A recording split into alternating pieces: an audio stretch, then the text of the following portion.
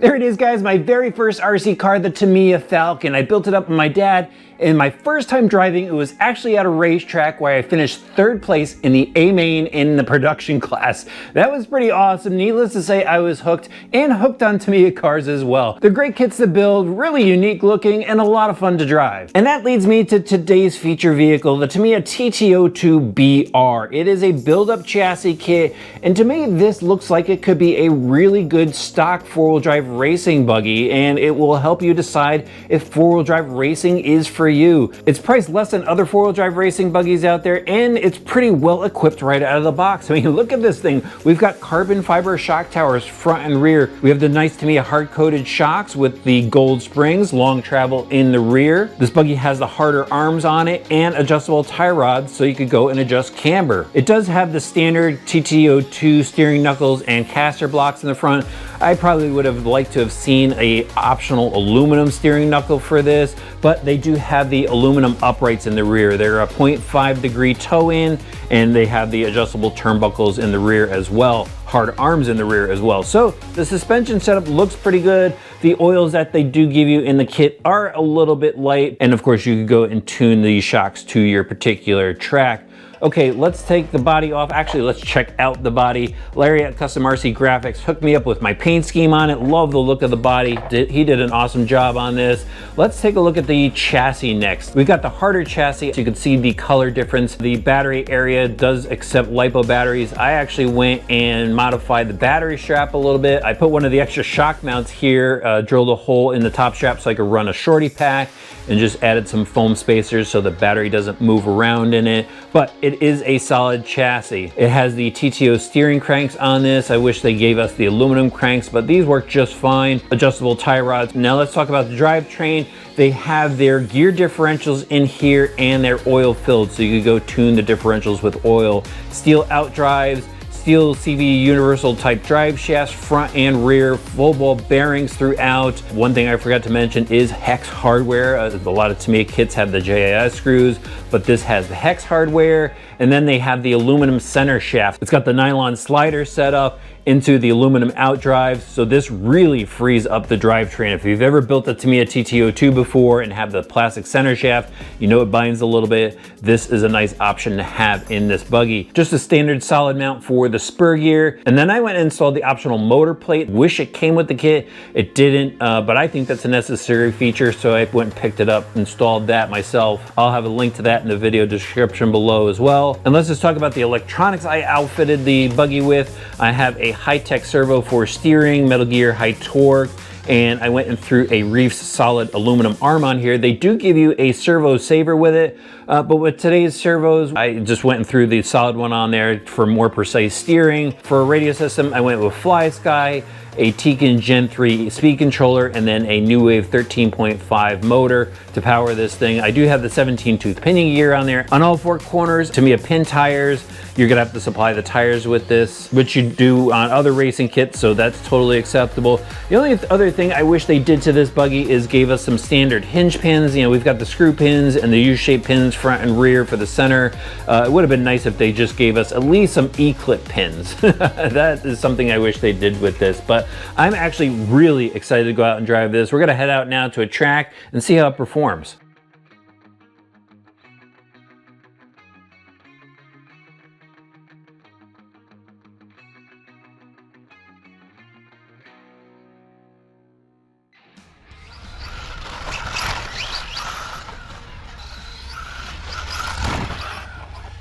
All right, guys, I'm at Gallimond's Hobby Shop in Baldwin Place, New York, and this is the perfect little dirt track for the TT-02BR. I've been having a lot of fun just driving around, getting a feel for it, and let's just go and take a lap. Now, first up, you're gonna notice that the rear end is really loose, and this thing definitely needs some heavier oil, but you'll get a good feel for how this thing drives. Just skirt through the bumps there. And with a little bit of tuning, this thing is going to be absolutely awesome. Again, I'm just showing you bone stock. If you were to build it out of the kit, what you would get. And it's not doing half bad around this track. It's got plenty of steering. Definitely needs some different tires. These pins are close, but they're just not quite right. The diff oil is probably actually fine.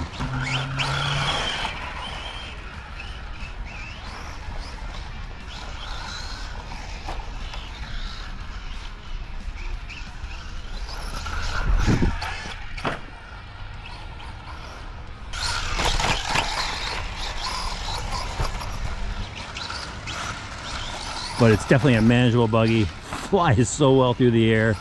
Again, steering is on point actually. I was a little worried about the steering throw, but we're good. We're good in the steering department. Oh, big crash. I've had a couple big crashes so far. It seems to be pretty durable. You know, some people are worried about the Tamiya plastics. But again, this is more of a racer-oriented buggy.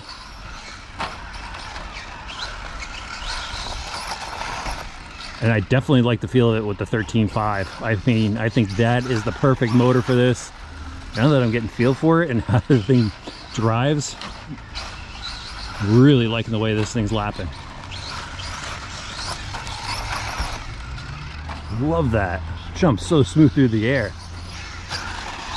First up, quick shout out to Gallimot's Hobby Shop. The crew over there, John and Kyle, got the track prepped for me. If you're in the area, I definitely recommend checking it out. But it was the perfect spot to go and run this. I had a great time driving it there, and this buggy actually surprised me. I got a good feel for the buggy, and I could tell it was worthy of the track. You know, this is a pretty versatile platform. They make rally cars and sedans and buggies out of this chassis kit, and it was just really impressive how this thing got around. The suspension oil was way too light, as you guys saw, and I think that was a lot of it. I think this thing just needs a little bit of tuning and it could really settle into that track. I was really impressed with how the buggy jumped. For the most part, landings were pretty plush, a little bounce in the rear because of the light suspension. I did actually crash it a couple times off that jump, which, you know, was a real durability test, but the buggy held up well. It actually steered really well into corners. I could probably use a tire swap as well, but that's all part of the tuning. I think the basics are all there with this buggy, and you can get a really good driving experience out of it. And again, I think it would be a really good stock four-wheel drive platform